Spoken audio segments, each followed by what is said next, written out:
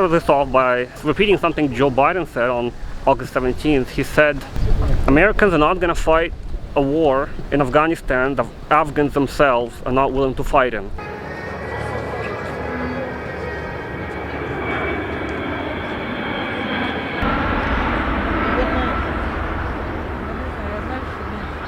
And that was the Antonov Maria, the largest airplane in the world. Oh look, there's that famous tower, the Kiev tower behind us.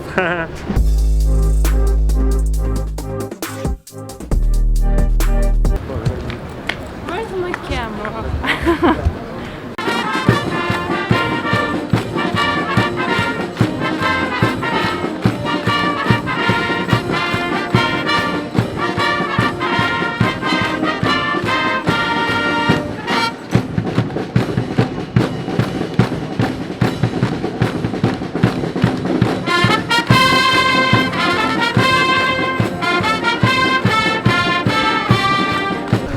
Welcome to About Ukraine. Hello.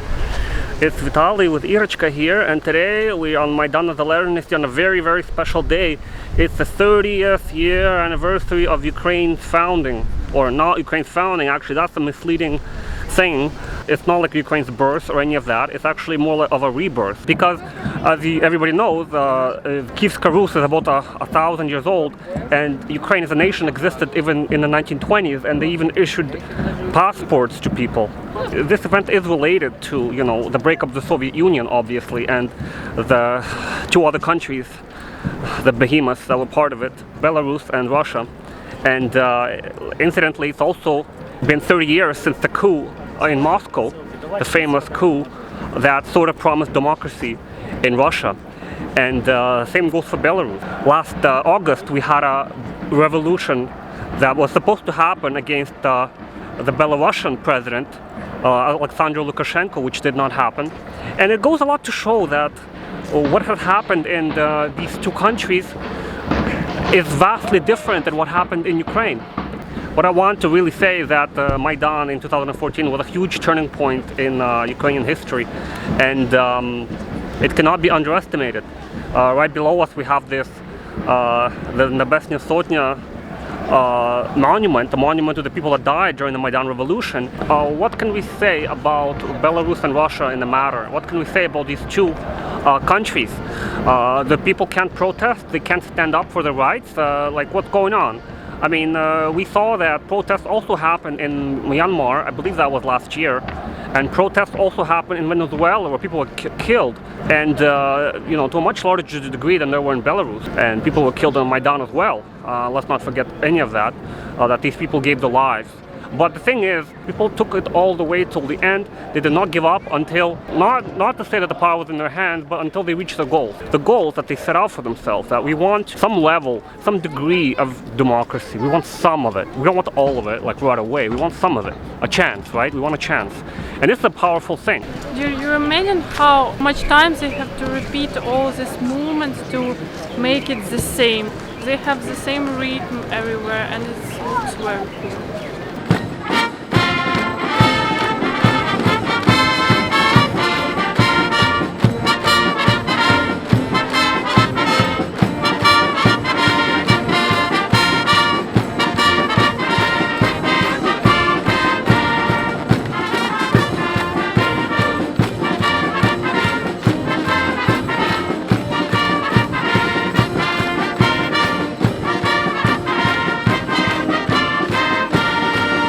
What can we say from all of this? We can say one thing, that in a way Ukraine was lucky, okay? Ukraine did have a very big advantage, and that was the fact that in Ukraine, 2/3 of the people were questioning the government of Yanukovych that was in power, and that was important, because if the parliament is divided, that means there's a chance of the revolution to taking place. And the second thing is that the media was not consolidated in the hands of one person. That's another thing to remember about Ukraine, that media was independent, more or less. It was in the power of oligarchs which were battling against each other, and that is a case right now. You have a lot of this competition for attention, competition for power, and basically all these things are important to Ukrainians. You have this very large, varied sort of civil society, and it's something that keeps Ukraine going. So all these things, they end up really giving Ukraine an advantage, a good advantage that Russia and Belarus don't have. What we see with Russia and Belarus, we see authoritarian countries, we see cracking down on freedom of expression, we see political imprisonment, we see that in Belarus. So Ukraine is a special place, it's a special country, and I think it's worth remembering it, it's worth celebrating it. This time in history, it's extremely important. I'll start this off by repeating something Joe Biden said on August 17th. He said, Americans are not going to fight a war in Afghanistan the Afghans themselves are not willing to fight in. And this is a reflection of Ukraine, really. A reflection of Ukraine's spirit, a reflection of Ukraine's desire to fight for their country. And yeah, right? Mm-hmm. You don't really care. She doesn't care about politics too much at all.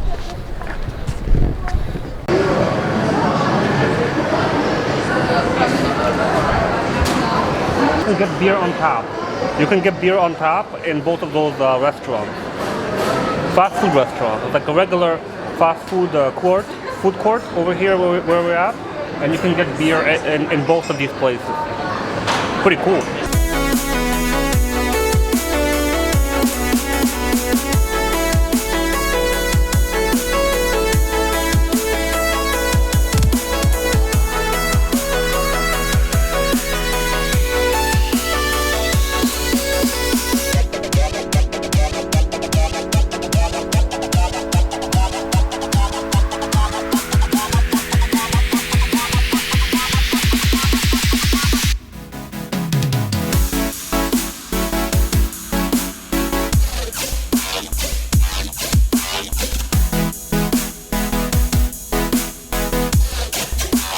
And that was the Antonov Maria, the largest airplane in the world. The largest plane in the world? Yes. Wow. You didn't know that? No, I didn't know that, but it was okay. it was big, but I didn't know that it's very... Lullabies. Lullabies? Lullabies it's called? Yeah, you said it's children's songs. This woman is singing children's songs. Yes, of course, yes. It's like a lullaby, yes. Lullaby, yes. It's a song for children that in the night to make them sleep. And here we have in Ukraine our own lullaby. Lullaby? To me, it's like it's Ukrainian. Makes no sense. It's Ukrainian lullaby. So guys, I hope you guys enjoyed this little day today, prior to the Independence Day celebration, and let us know what you think about it. And this beautiful church behind me, called St. Sophia's Cathedral, in the comment below. And see you next time.